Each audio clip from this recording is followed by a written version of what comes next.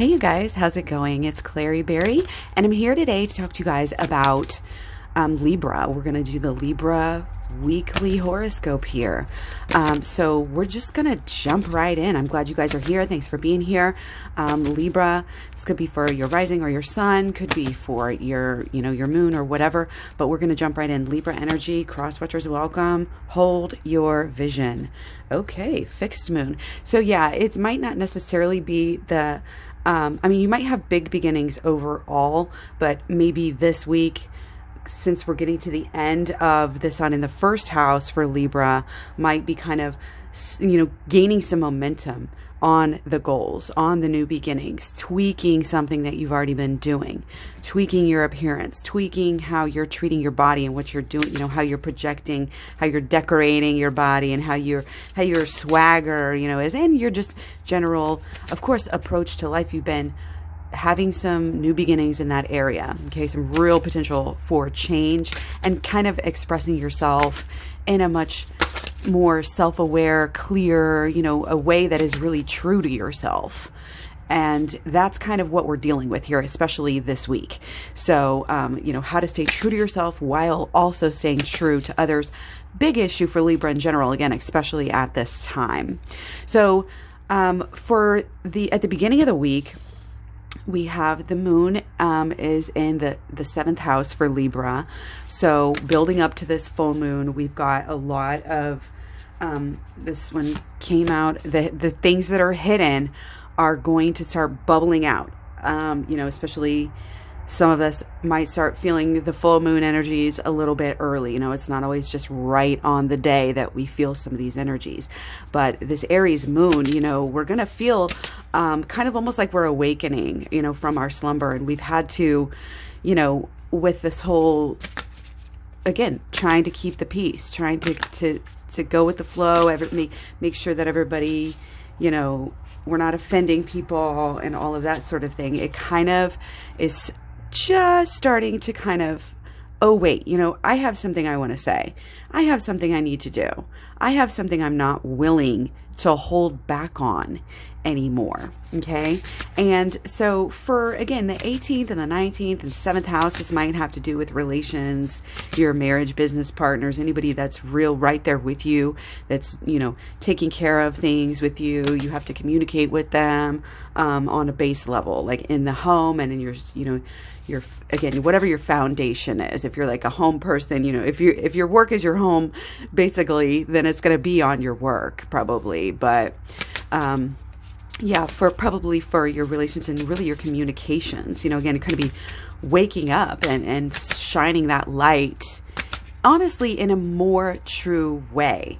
And it's like, again, it's not just like the secrets that come out for the full moon, but it's the things that you've been not wanting to say. Maybe it wasn't even that you were holding back and holding yourself back from saying them, is that it just wasn't the right time, the place. You didn't have the right communication ready. You didn't have the right expression or the right way to express yourself. And now it's maybe you figured that out a little bit better. Okay. So your mood, again, just kind of going to be wanted to focus on those people that are closest with you, the people that are doing, work with you, doing things with you. And that's where kind of that, your fulfillment of your emotions is going to be, again, on like the 18th and 19th, even into the 20th. The 20th, again, we have our full moon, and then our moon goes into Taurus. So that will be in the 8th house for you. And again, everything kind of we said already was build up energy to the full moon and really is about the full moon as well. So with the 8th house, you're going to be looking at, possibly some of those deep things, possibly some of those things that, you don't always have to deal with, might be taking care, still having to take care of some issues, regarding all of those investments, taxes, loans, shared joint ventures, business. The business side is kind of coming through a little bit with all of this energy, possibly, especially. But this could also just speak to having some really out there fiery experiences. We may have issues with this full moon. We may have struggles. And again, because we're not biting our tongue anymore and we're not worried about what other people think, then, and maybe it's time to just decide, hey, I'm sick of overdoing it. I'm overworking. I'm getting to the point where I need to kind of come back and focus on myself a little bit more on the inside too. Okay. So it gets into some of those deeper experiences, could be like sexual things, but could also be just deeper, like mystical, types of experience and growth and change that needs to happen during this time. Okay. Definitely there's some fire in the relationships. Okay, so watch out. Again, it's like swinging from one extreme to the other. It's like a lot of it's the buildup energy that boom, it's about to bust because you have been holding it in for so long. You've been just wanting to make things go perfectly, but it gets to be too much. It gets to starts leaking out, and then all of a sudden, boof, the dam can break, and it can cause issues. But also, if you've got passion for, this partnership or this, whatever it is, that is your focus and your issues here at this time, if you've got passion, then keep getting into it. It's like that don't give up energy. It's going to keep on going back and forth and listening, and also doing the shadow work is going to help you with any of your partnerships, with and really dealing with anything, even any relationship. And we can have a relationship with a rock, you can have relationships with anything. So any of our relationships are going to be strengthened by going within at this time. And, going within, doing some of the healing work is going to help you to tame some of this, the possibility for struggles and problems, relationship issues that get too heated, just being too, can be, just having that conflict during the change where you just have a bunch of instability. What's going on? Freaking out, drama. Okay, so watch out for that. But again, I don't think it's going to be too crazy, and I don't think it's going to be too bad. Again, especially the more you can do the shadow work, check out the shadow work playlist here on Clary Berry on YouTube. Okay, so looking at the 23rd and the 24th, the Taurus moon took us through the 22nd, and then we're moving on, Gemini moon, the 23rd and the 24th.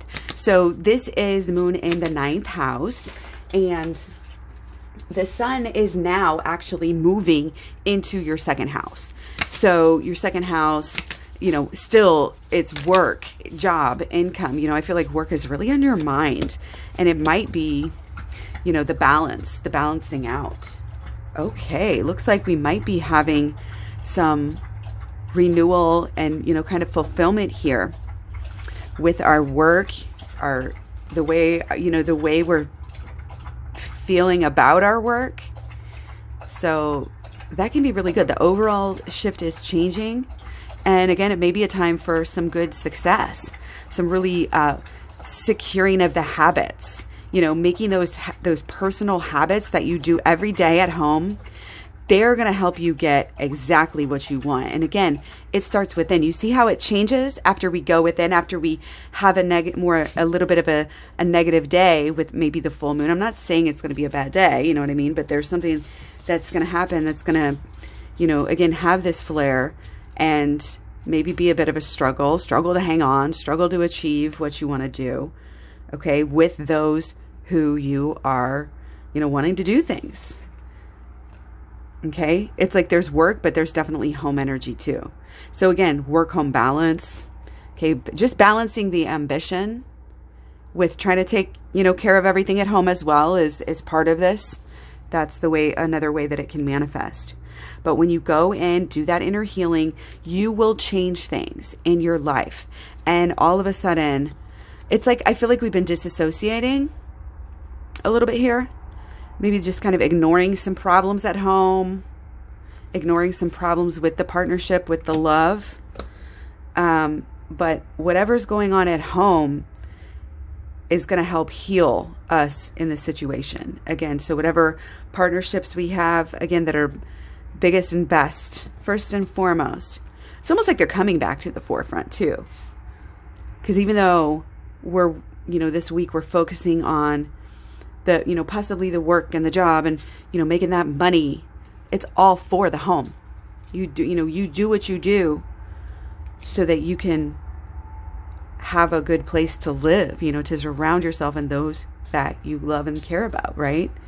This just boosts your self-esteem when things are going right at home. It's almost basic feng shui. What we surround ourselves with will either make us or break us. So, we're right to look at the relationships. We're right to keep those going and focus on the partnerships this week. Make sure that those are great, because if those are going great, then you're going to get what you want. Okay. And the 9th house and Gemini here for the moon, again, we're just going to be feeling, again, you may be pulled to the bigger picture, looking at, a renewed way of thinking about things we're learning, philosophies are changing in life. Okay. Looking at possibly at ethics too, and just, it's really nailing it all out and moving forward. Okay. And your habits at home and your habits at work are going to be, I feel like we're going to be able to perfect them. Again, it's just kind of like turning the dials to the exact right place to get the best reception. We're learning how to do that. Okay. We're learning how to tweak it just right. Okay. That balance of wanting to speak our mind, at all costs, wanting to do what we want to do at all costs, and balancing those relationships on a daily basis, habitually. Okay. And it could be that there's people, in your life that come in and it's like a quick, like you meet somebody that really affects you at this time that you don't know, but that really helps you make a change again in the philosophies and, in this higher learning, kind of having, a good little awakening, a little emotional awakening at this time. Getting deeper into the meaning of life, getting deeper into ethics, spirituality, awakenings in religion and psychology. People being able to learn more these days, information age, all of this, it helps us. We can have a life that we better than we ever dreamed of. And if you don't believe that, then you need to wake up and dig deeper here, because we can get stuck. We can get stuck here. A lot of people don't get to the place where we want to go here because they're stuck and they're not willing to look at the inner. They're just going to project it all on the outer and act like, oh, I didn't do anything wrong. I never do anything wrong. I'm never going to face my shadow side. I'm never going to face my shortcomings. I'm never going to face my fears. I'm never going to admit I was wrong or that I made a mistake, so I'm never going to be able to learn from it. Don't be one of those people. Hold your vision of what you want here. Because again, you've been working hard. You've been maybe again kind of biting your tongue, laying low. But it's time for you to shine. It might be some like training wheels, like figuring out exactly how to get back into that place that we really want. But if you believe it, you can achieve it. So check out the Holistic Law of Attraction playlist as well. Much love, many blessings. This was really beautiful reading for you. I hope you have a wonderful week. Take care, and I'll talk to you soon.